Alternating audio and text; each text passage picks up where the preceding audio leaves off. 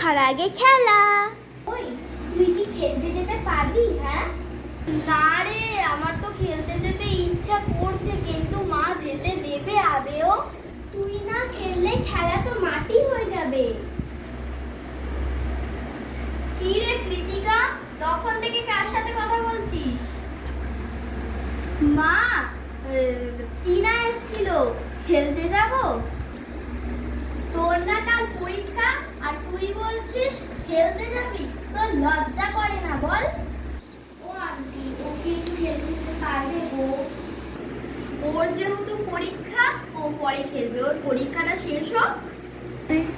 পরের দিন বিকেল 4টের সময়। পরীক্ষা শেষ হওয়ার পরে আজকে মনে হয় মাটি করা হয়ে গেছে। আরে ও তো বলেছিল যে ও দুটোর সময় করা হয়ে যাবে।